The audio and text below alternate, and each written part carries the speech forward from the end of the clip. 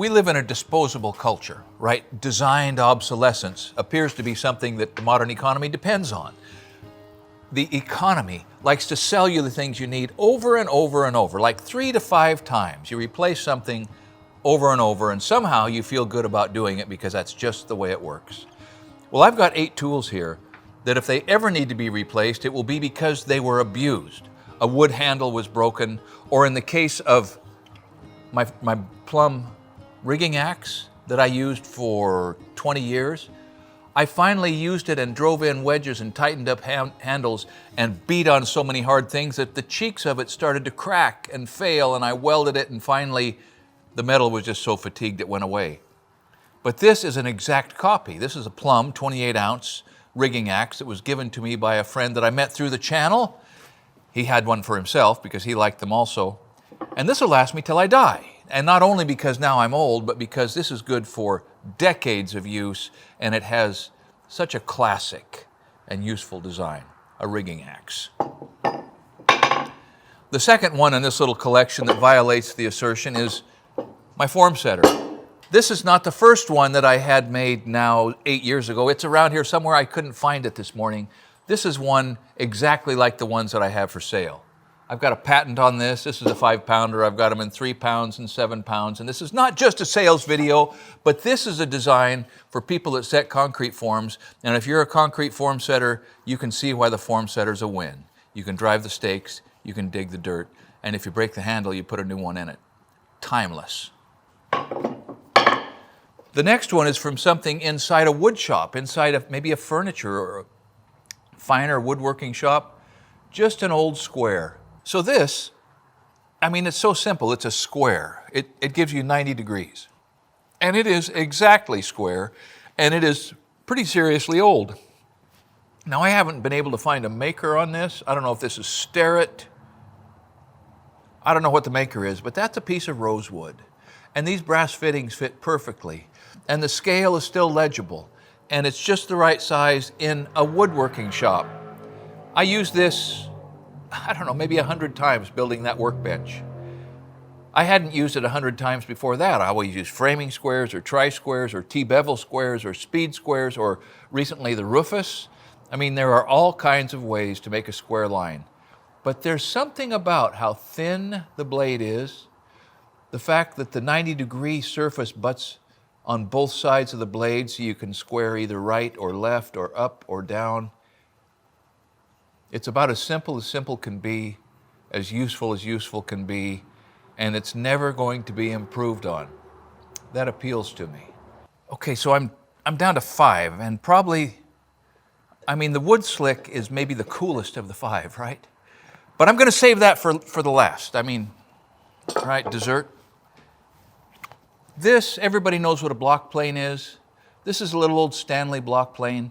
I hold that out as an example of something that can never be improved because block planes keep showing up and block planes are always like this and none of them are any better. It fits in your bags.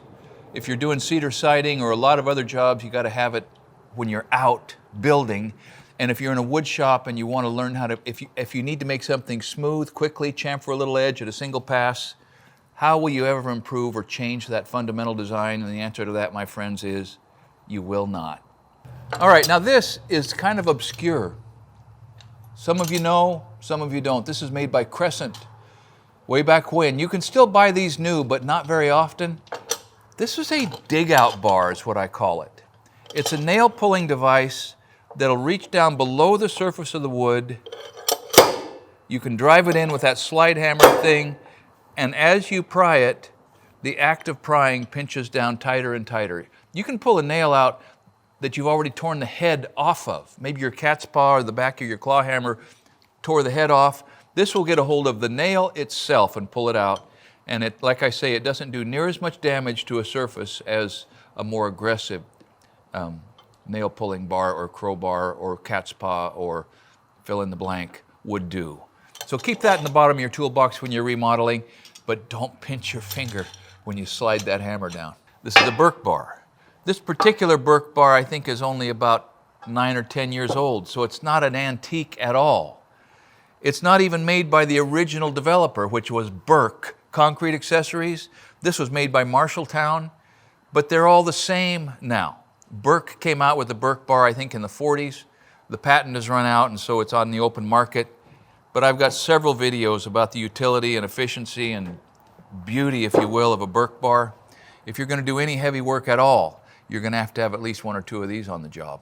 So before I gloss over this, some of you have dismissed that as an overlarge, unwieldy excuse for a pry bar or a lever. Yes, except it's not overlarge and it's not unwieldy. There have been, I don't know how many videos on this channel. I'll bet there are 50 videos in our library with this thing in action, doing things faster and many times more controllably than anything else. It's a sledgehammer, it's a lever, it's a pry bar, it's a scraper, it's everything you need, especially if you're doing any concrete work. So check out some of these video clips of this thing doing what it does better than anybody else. Now, anvils are kind of a curiosity, right? I mean, if you're not Wile E. Coyote, you don't think you have any use for an anvil. That's wrong. Because if you want to forge anything, or for that matter, if you don't have something on your bench that's hard that you can hammer on, you know, you're going to, from time to time, wish that you did. This is a little Trenton anvil that I repaired. We did a video of repairing this. It was in terrible shape, and we brought it back to where it's in really decent shape now. It still has rebound. The edges are nice and crisp and clean. If you've decided that you want a London pattern anvil, which in my opinion is the Cadillac design, it's been around for, I don't know, probably 200 years now. If you want one, you can find one, but you got to be a little careful, because if an anvil has gone through a fire, the shop that it lived in burned down, or the barn it was stored in burned down, and the temperature of this thing got up over about 400 degrees, the plate on the top, the carbon steel plate on the top, will have lost its temper, and it will have become soft, and that alone will ruin a good anvil. Now, we did a review of a Harbor Freight anvil, and it's not much. I mean, it's really not much, but it's better than nothing. So if you have any use for an anvil, and by the way, the first video we did that got any real traction was the blacksmith's anvil, worth watching. I look at it and I kind of chuckle because, I mean, we were just putting our toe in the YouTube water. But since then, I've had an increasing and really satisfying relationship with anvils, and understanding anvils, and finding anvils, and working on anvils, and connecting people I know with anvils for their benefit and pleasure. An anvil is an underrated and impossible to overvalue tool if you're interested in making things out of steel. And this is a pretty good example. Now, the last item, like I said, it's not necessarily my favorite, but boy is it cool. This is a wood slick, and the marker on it is L&I white. Let me turn this around so I can read it. It's L&I white. L&I, and there's another letter. L&I-C white? 1837, Buffalo, New York. Now, I have abused this terribly. I've got to resharpen it. I use it for a scraper. I use it to get up underneath asphalt shingles if I've got to do a roof repair, because it'll slide in there and dislodge staples. It was not made for that. It was made for use in timber framing, and you see how it's offset? It's kind of like a plane that will plane right up to a square shoulder.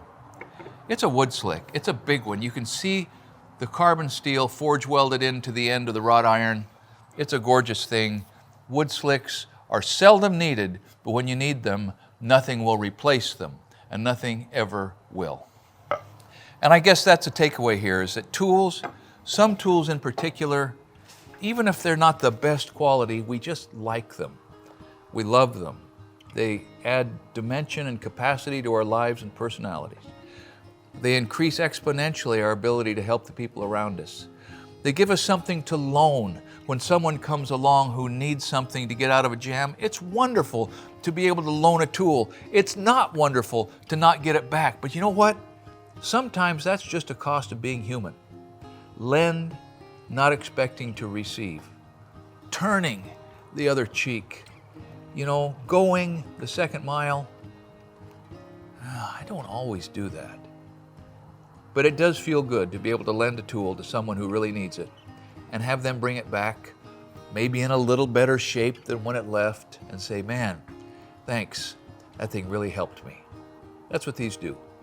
Tools help us, which implies that we should feel, if not compelled, at least rewarded by being able to use those tools to help someone else. Thanks for watching Essential Craftsman, and keep up the good work.